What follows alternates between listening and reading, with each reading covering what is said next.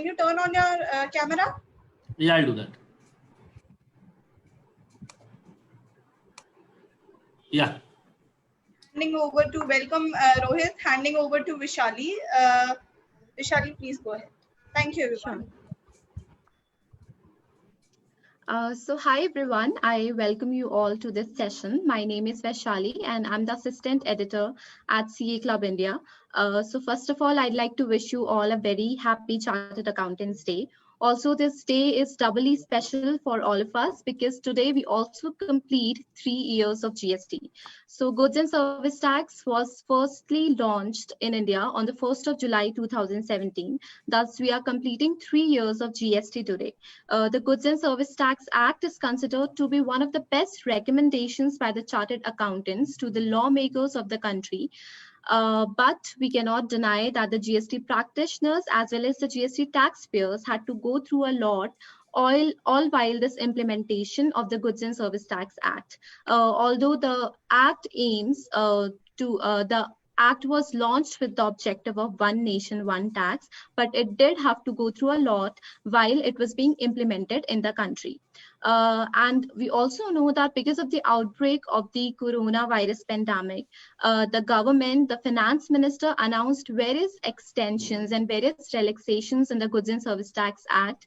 Various relaxations were announced for the taxpayers in the form of extension of various due dates. There were certain changes that were made to the conditions that were attached to the late fees and interest that is applicable on GST returns. So not once, not twice, but the government has announced various relaxations in the form of extensions of the due dates multiple times. So all this while, when the extensions were being announced, there were various confusion in the mind of the taxpayers that how and when to file the GST returns. Therefore, we at CA Club India, which is the largest community of finance and tax professionals in India, thought of organizing a webinar to clear the clouds on the filing of GST returns.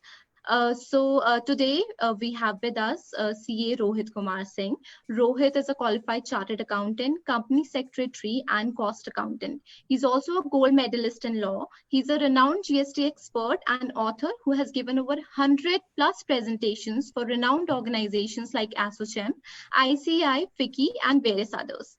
Rohit has previously worked with one of the big four organizations in indirect tax domain and is now a co-partner of his own firm, which runs by the name Tax Marvel Consulting. His firm has its presence in over 4 cities now. He has also been associated with one of the top 5 GST Suvidha providers, and we are glad to have him on board.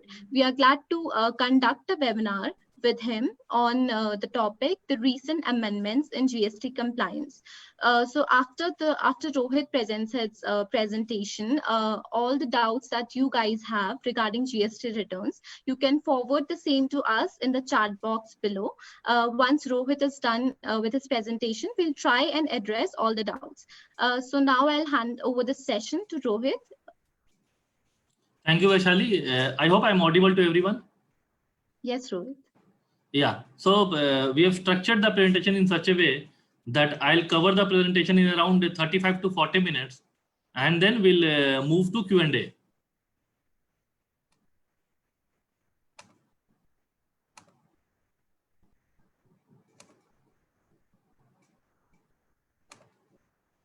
Yeah.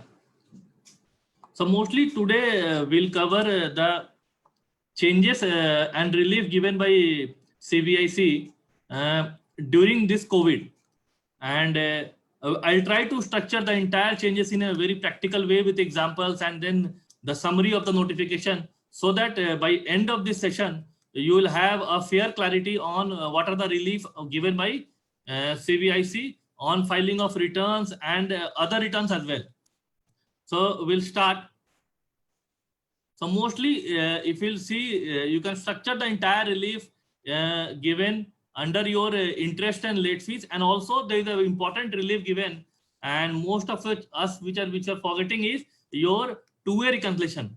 So earlier the notification said 2A plus 10% on a monthly basis, but now the relief given is 2A plus 10 for a cumulative basis from your Feb to August. So we'll also see, and we'll also take an example to see how this 2A plus 10% in a cumulative way is impacting all of us.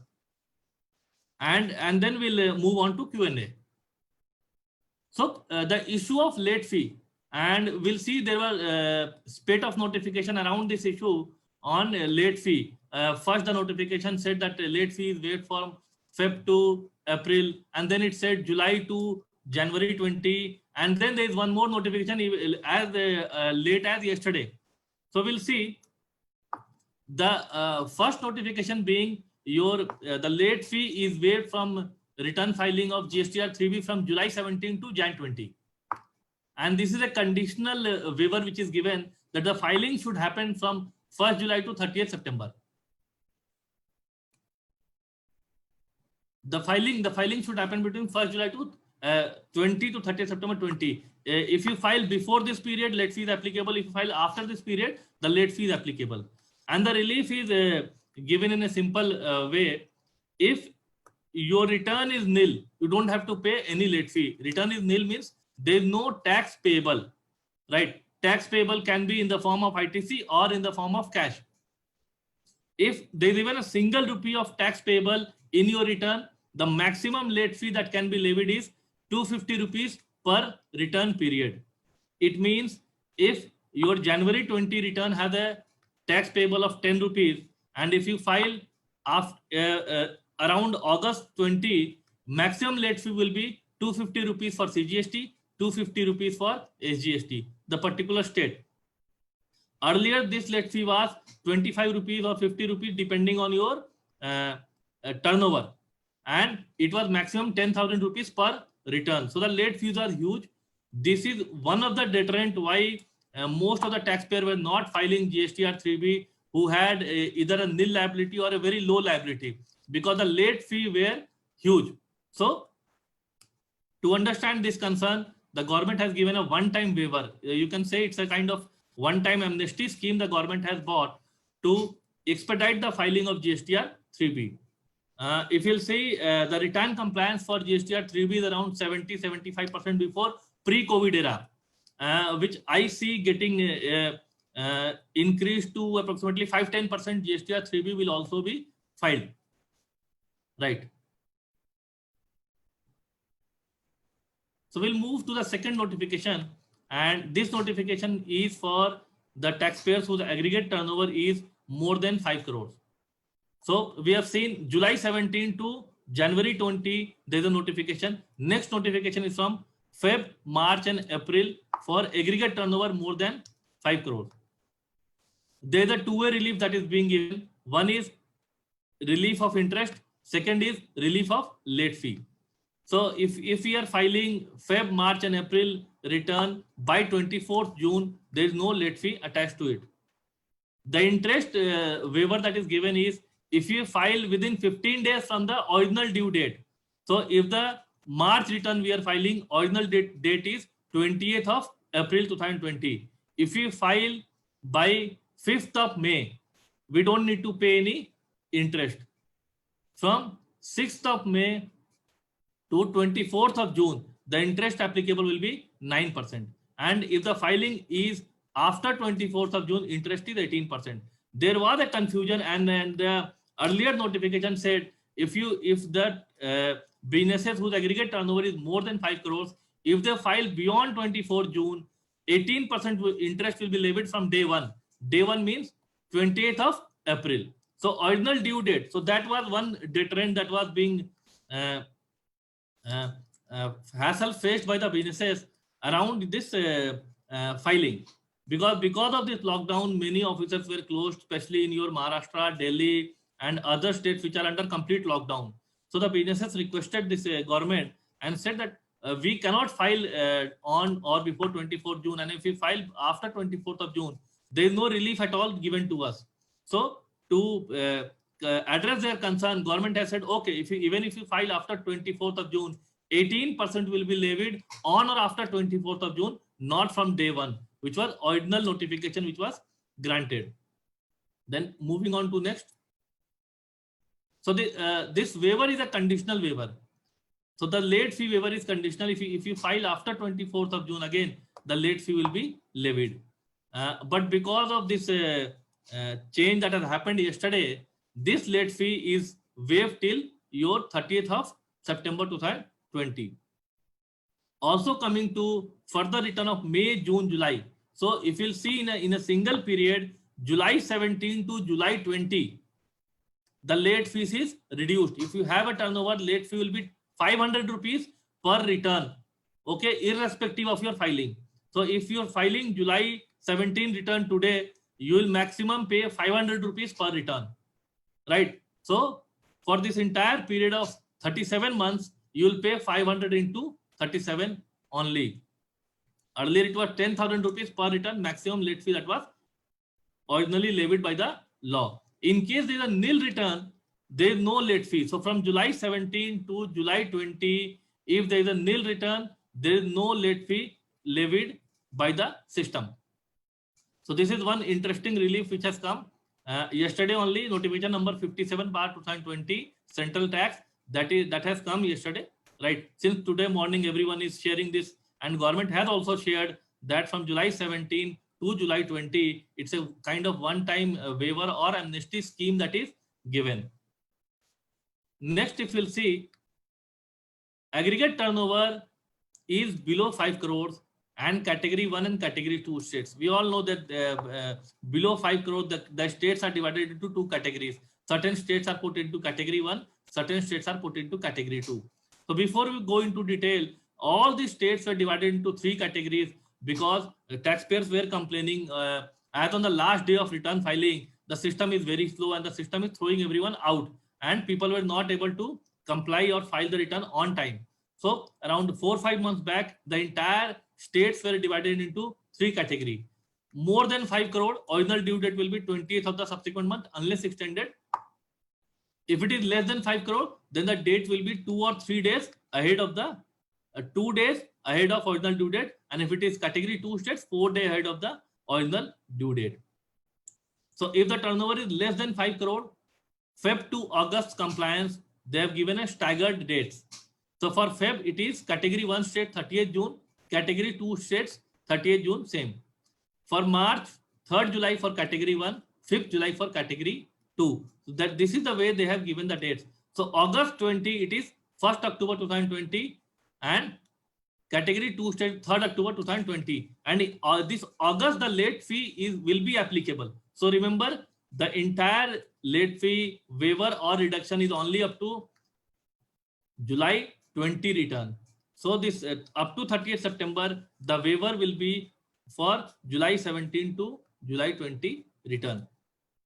One more interesting relief that is given to the businesses whose turnover is below 5 crore. Now it is important to understand what is turnover below 5 crore. The turnover is aggregate turnover for the PAN for the previous financial year. If any business has 5 GST registration, the entire turnover for all the 5 GST registration will be considered as a single turnover, not the state-wise turnover that is to be taken as a threshold for counting this 5 crore or more than 5 crore. So there is no interest for Feb to July, right, till the date of this, right, and then 9% after 30th till 30th September. So if Feb return is not filed till 30th of June, it is filed on 8th of August. So from 1st of July to 8th of August, 9% interest will be applicable. So this is a kind of additional relief given to small businesses apart from your late fee. So one relief is late fee entirely waived off for nil return. Maximum late fee 500 rupees per tax period for turnover having any tax payable, right? Other relief is 9% interest will be applicable up to 30th of September from the date extended herein. So if the March return is 3rd July, from 4th of July to 30th of September, the small businesses will pay 9% interest. This is a kind of cash flow relief which is given to all the businesses. In my understanding, any business should try to understand what is their cost of capital. If your cost of capital is more than 9%, try to defer your GST payment. It's a tax planning angle, because anyway, your borrowed cost of capital or your internal cost of capital is more than 9%. There is no point paying GST dues. But if your cost of capital is below 9%, which is unlikely, then you should pay GST first. Right. We'll move on to the next relief. So there was a clarification which was also given, and for the larger business, earlier the notification said that if you don't file return by 24th of June, 18% interest will be charged from the original due date from the return which is filed. So this new on the 24th of June, the circular number 141 has given a clarification that from 24th of June, 18% will be charged from 24th of June only, not from the original due date. This clarification is only for Feb, March and April. So 18% interest will be applicable from your 24th of June for the businesses whose turnover is more than 5 crore. Right.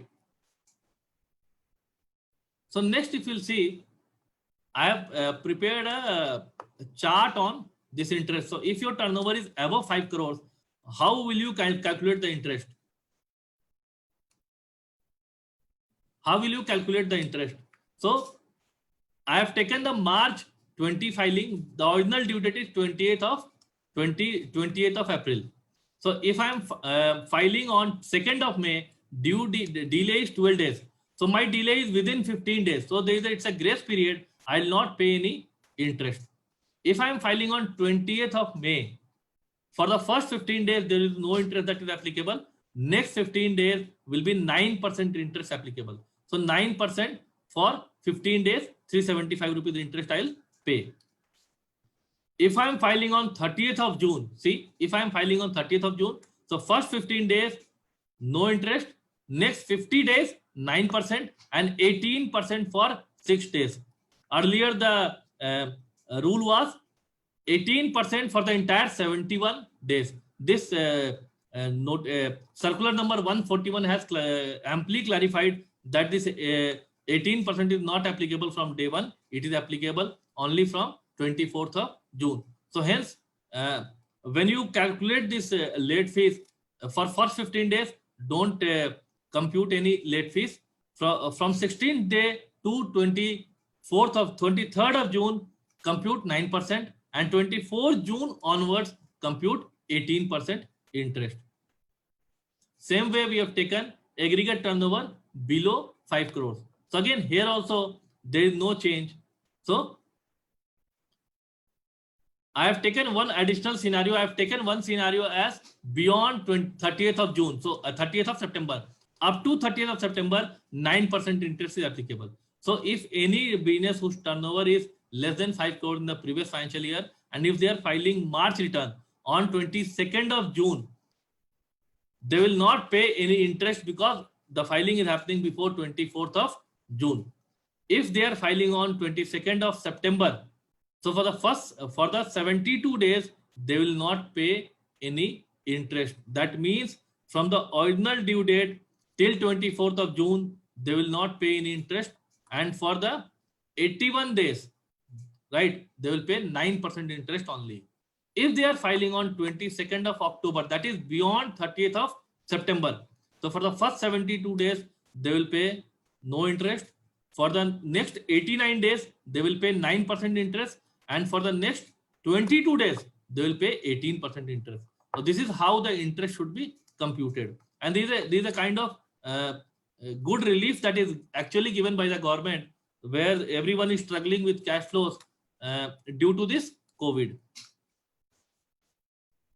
Next is your late fee in filing of GSTR 1. So this notification is on 24th of June, notification number 53/2020 Central Tax. It has clarified that late fee is waived. So the original due date is not extended. There is a confusion going around that GSTR1 due date is extended. GSTR1 due date is as it is, but only thing that has changed is that late fee will not be levied if you file. If I'm a monthly filer, if I file March monthly return by 10th of July, original due date is 11th of April. That is 11th of the subsequent month, the original due date is there. But government has said, if you file March 20 return by 10th of July, there is no late fee, right? April 24th July, May 28th July, and June 5th of August. So incidentally, what this has done is, this has actually given a relief from filing of GSTR 3B, but GSTR 1, the entire relief from late fee not there. So if I am quarterly filer, Jan to March quarter 17 July, April to June quarter 3rd of August. Now this has thrown an interesting challenge to the big businesses or any business who is claiming input credit. So once your supplier will file GSTR 1, then only the input will come in your GSTR 2A. And if there is a delay in coming of input in your GSTR 2A, the department can always disallow that credit, because we all are aware of the rule GSTR 2A plus 10%. So in case, and the last day to claim your ITC as per your law is filing of return for September of the next year, or filing of annual return, whichever is earlier. So in any case, this 1920 annual return we are not filing by 20th of October or 11th of October. So though the relief is given, we all have to follow up with our suppliers to check that they are filing the GSTR 1 on due time. Because if they don't file their GSTR 1 on the actual scheduled date, this may endanger our input credit. So this is very interesting to understand that in case of delay in filing of GSTR 1 will impact the recipient, right? And this will also impact your, again, your reconciliation statement and your annual return. So what we have done is, in association with your CA Club India, we have prepared a very structured course of around 2 hours for filing of GSTR 9 and 9C. So it is a very practical approach that we have taken by table. So on which table, what you should file, what are the precautions that you should take on filing of 9 and 9C. That is how we have designed the entire course, and it is a very crisp and short course. It is around 2-hour course only that we have designed. So moving further, now friend, this is very interesting, your cumulative application of 36(4). So we all know what is 36(4). Earlier the department said you can claim input credit as per your books, but provided your supplier is filing GSTR 1 by September 2020 or whatever date it is. Then there was a notification somewhere around October which said that you cannot claim your ITC in excess of 20%, which is appearing in your GSTR 2A, or as per books, whichever is lower. And then within 1 month only, one more notification came and restricted this 20% to 10%. So from 1st of January 2020, the rule was that the ITC was restricted to 10% over and above the figures appearing in GSTR 2A. So subject to my books. So whichever is lower, if my books is lower, I'll claim lower. If my books is higher and 2A is lower, I'll claim 2A, the lower amount.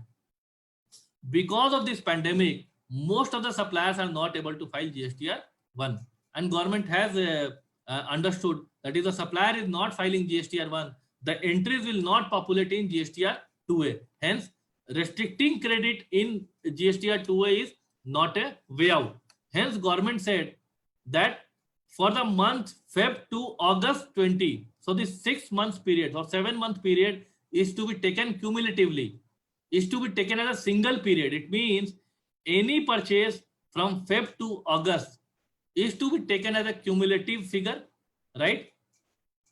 And then it should be compared with your inward supply from Feb to August, and then add 10%.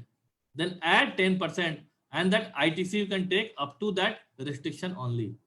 So next what we'll see is, we'll see a practical approach. What will happen if the rule was not there? How much credit I will take? And what is the impact of this change? Whether my input credit will increase. One more important aspect, friends, understand that if the entry is not appearing in 2A in a particular month, it does not mean that you cannot claim that credit. Only thing is, once the entry will appear in a subsequent period, you can claim that credit. Only challenge will be reconciling the entire credit on a monthly basis, invoice by invoice, right? So we'll move and we'll see how practically this figure is arriving.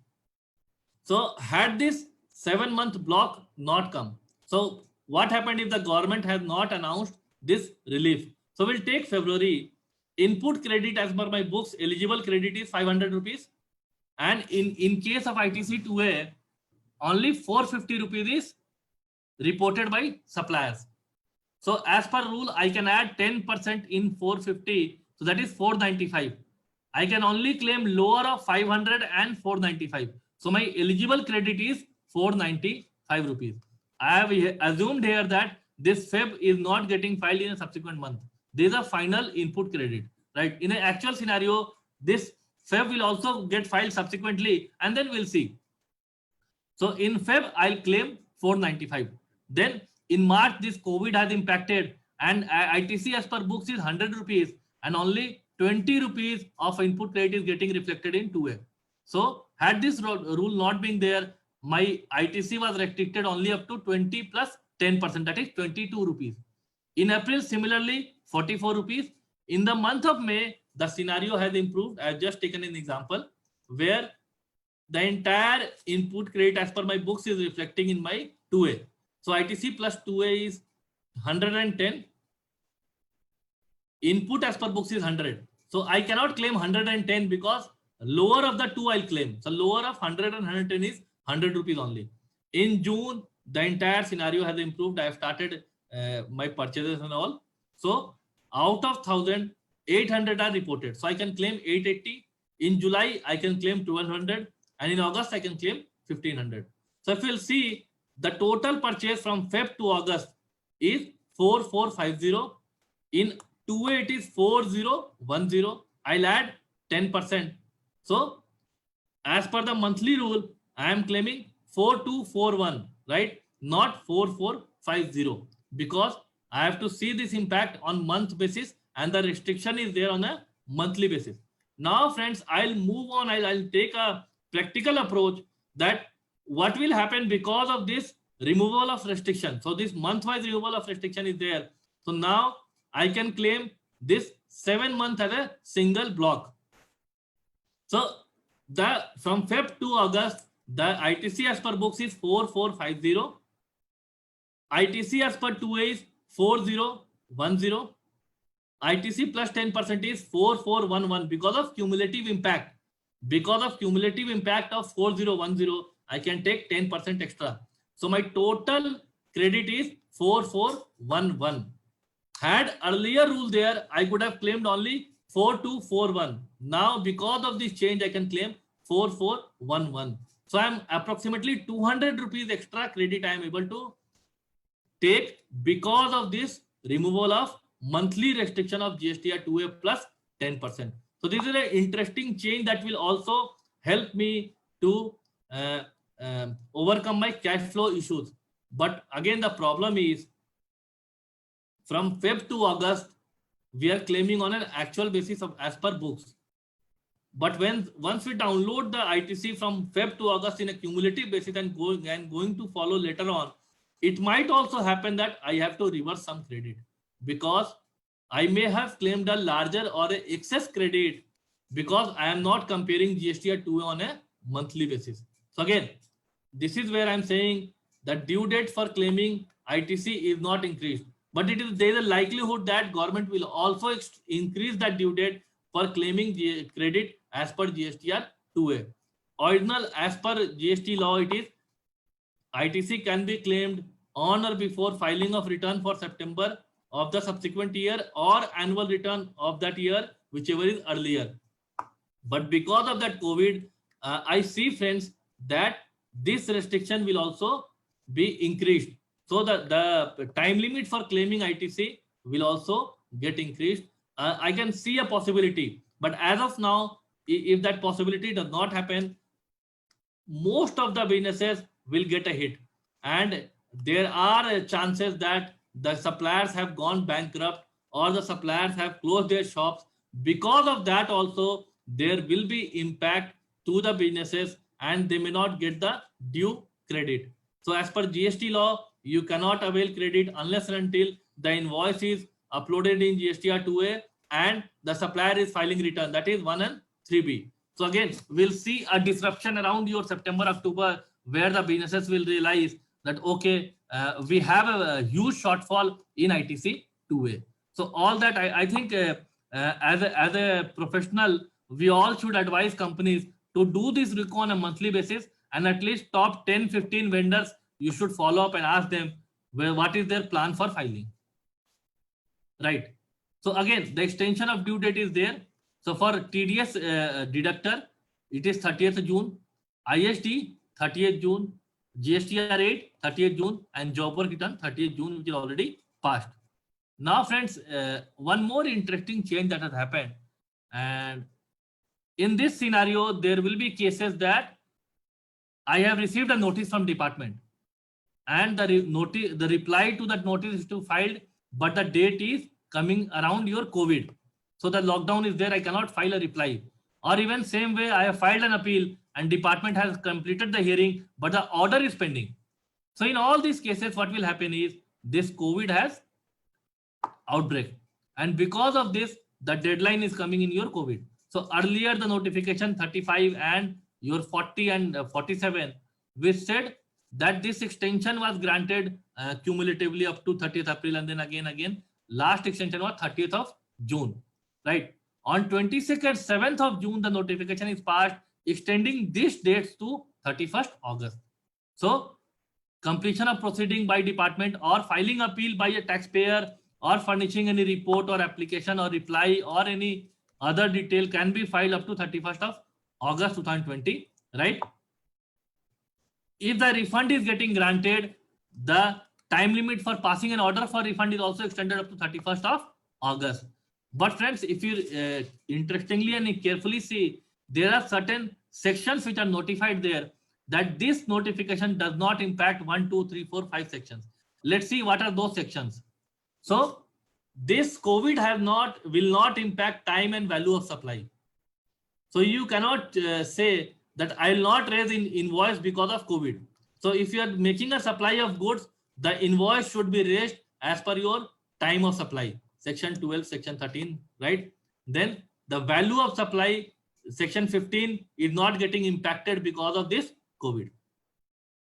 Composition scheme, option to avail is not getting impacted. So option to avail has two options. One is yearly you can choose. Second option is once your threshold is getting increased or getting exceeded, you have to avail opt out of composition scheme. So that extension is not there. Registration is not stopped.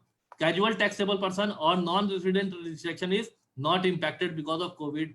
Issuance of tax invoice, credit note or debit note is not getting impacted because of COVID. Return for outward supply, section 37, is not getting impacted because of COVID. Yes, the late fee waiver is there, but if you see the dates are not extended, dates remain same, due date will remain same. Only relief is the interest and late fee is not waived. Furnishing of return of GSTR 3B and composition scheme and all remain same. Levy of late fee on return is same. It is subject to the notification which is issued. Interest on delayed payment of tax, section 50. If you pay delayed payment of tax, interest is applicable. Inspection of goods in movement. So section 68, it is not getting impacted. If the goods are moved without any document or the conveyance does not have a proper document, the power of department to inspect the goods does not get hampered because of this COVID. The power to arrest in case of fraud or any other cases does not get hampered by impact of COVID. Liability of partner to pay tax or penalty section. Penalties are continued in COVID. If you are doing any contravention of any act or contravention of any section like not issuing invoice or taking excess credit, all that sections are still live, right? Detention, seizure or release of goods on conveyance in transit is also live. So it means everything is not getting impacted by the COVID situation. Our intention is only to read the beneficial portion of the notification. But if you'll see this notification number 55 or notification number 47 or 40, these sections are mentioned there. So if you closely analyze these sections, all these procedures or all these things are not getting impacted because of COVID. So it is very important to understand that everything is not stopped because of COVID. There are certain sections or there are certain provisions which are running parallelly even in COVID. So it is important to understand and analyze those sections. And you cannot say, okay, send the goods, document is not required because COVID is there. So section 129, section 68 is still applicable, right? Interest in delay payment of tax. If you delay payment of tax, interest is applicable. Yes, the dates are given. Beyond that dates, the interest is applicable. Time of supply, issuance of invoice in case of goods, on or before supply of goods. In case of service, it is 30 days. Banking, it is 45 days. So that time limit is not getting extended. The procedure to register is not getting extended. Hence, it is important for us to understand what is impacted by COVID, what is not impacted by COVID. And it is more so important to understand what is not impacted by COVID. Because after the 6 months or 1 year or 2 years, when everything will get fine and during assessment, department will forget everything. Everyone will forget the hardship. Everyone will say, okay, this is the compliance you have not done, and then penalty and interest is applicable. So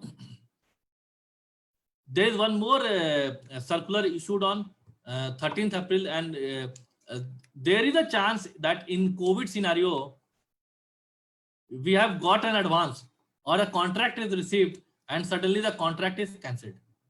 Because of this outbreak of COVID, the contract might get cancelled. So in case of service, if I have received the advance, remember friends, GST payment on advance for goods is waived from 15 November 2017.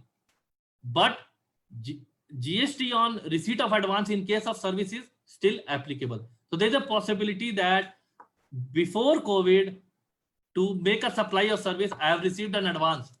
Once I received an advance, in a subsequent month, I have paid the GST on advance.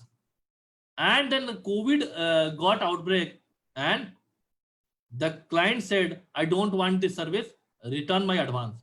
So I have to return the advance. What will happen to the GST paid on that advance? So if I have issued a tax invoice before the supply of service and the contract is cancelled, I can issue a credit note for reduction of tax liability, which can be adjusted subsequently. If that adjustment is not possible, the amount is huge, and I know I can foresee that within next 12 months or 18 months or whatever period, I cannot adjust this liability, then I can claim the refund. So excess payment of tax under the head, I can claim refund. I have received the advance, but I have not issued your tax invoice. I have issued only receipt voucher. So if you all remember section 31, it talks about documentation under GST. It talks about receipt voucher. So on receipt of advance, the entity will issue, the receiving entity will issue a receipt voucher. So if I have issued a receipt voucher and the contract is cancelled, I have not supplied any service, I have not issued any tax invoice. In that case, I'll issue a refund voucher credit note and I'll claim refund, right? In case of goods, I have issued a tax invoice, the goods are sent to the customer. And it is a practical, I have seen to most of my clients that has happened, that the customer said, we don't foresee any production now. So take your raw material back. So in case the raw material is received back by us, what will you do? We can issue a credit note for reduction of tax liability. If the adjustment is not possible again, you can claim refund of excess payment of tax, right? So refund type will be excess payment of tax. So this is also one hit that most of the MSME or most of the sectors, almost everyone got hit, that I have supplied and the customer is saying, I cannot pay you. Either you take the goods back or I'll pay you later. So in case the goods are returned back, this is the scenario that you can use. So what we'll do is we'll take the queries now.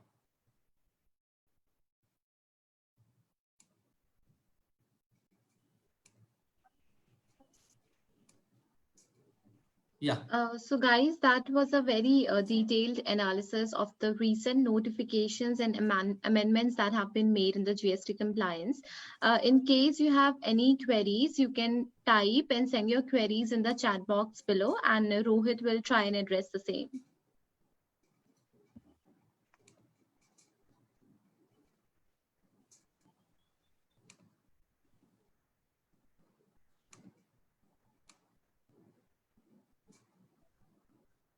in the meantime, I'll request you to check the course.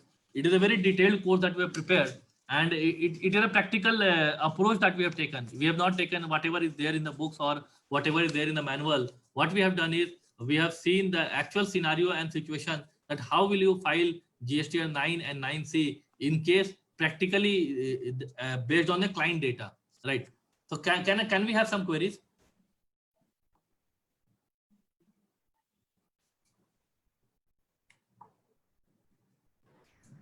So if somebody wants to ask Rohit queries directly, they can turn on their videos and we'll unmute them so that they can ask the queries to Rohit directly. I would request everyone to type in chat box if they have any queries regarding today's session, if they have any other questions regarding GST laws and amendments. Rohit is here to ask. So we have please. got our first question. Will interest on GST be payable from 24th June for turnover less than 5 crore? Interest on GST will be payable for turnover below 5 crores. So it will not be payable up to 30th of June, 30th of September. So interest is not applicable up to 30th of September. Post 30th of September, it is applicable at 18%. All right. Thank you, Rohit, for that answer. Do we have any other questions? Okay, so we have one more question from Deepak Shah. Is there any extension for composition dealer? So there is no extension per se for the composition dealer, and I don't see any notification for composition dealer separately. So for composition dealers, the due dates remain same. So far as I understand, the annual return filing is annually. So they have to file return annually. As of now, I have not seen any specific notification around composition dealers.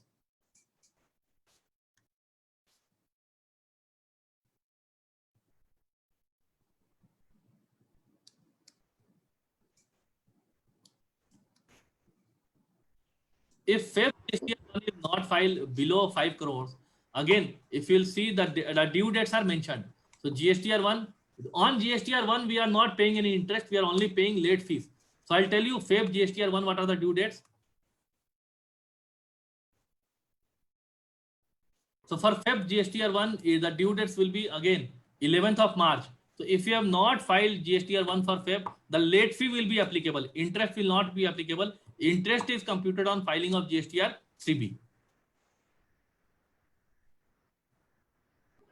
All right. So we have one more question. What will be the late fee for Feb 20 return if I will file the return on 3rd July?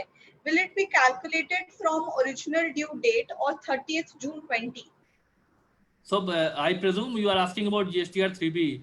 So GSTR 3B, if you are filing on 3rd July, the interest will be computed from 30th of June to 3rd July only, not from day one.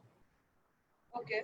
So we have one more question. What is the due date of ITR 4 for quarter ending March 2020? So ITC 04 quarter ending March 2020, last date was 30th of June. That was extended. Original date is 25th of April 20. It was extended up to 30th of June. But as per my understanding, there is no late fee. There is no penalty as such for delay in filing of ITC 04. You can very well file now also. Okay. Thank you, Rohit, for answering that. So one of the members says, Aparna. Okay, no. So from the same person, he is asking about the late fee for Feb 20. The last question. Late fee for Feb 20 is applicable. So for GSTR 1, I am saying GSTR 1 late fee will be applicable.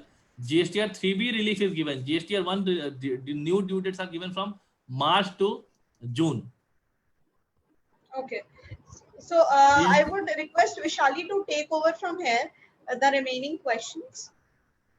So our next question is from Mr. Srinivasan, and he's asking that will interest on GST filing for Tamil Nadu will be applicable during the lockdown period, that is till 30th of June. So if you'll see category 1, category 2 states ka list, based on that list you go. Again, I don't know what is the turnover. It is if it is more than 5 crore or less than 5 crore, right? So based on that ceiling, you check. But this relief is given for pan India basis, not a state-wise basis. So this relief is given for everyone, right? So For 20 till 24th of June, the interest is 9%. Post 24th of June up to 30th September, your interest is your 18%. So right. So you check the list of your state, right? In case of more than 5 crore, it is pan India basis.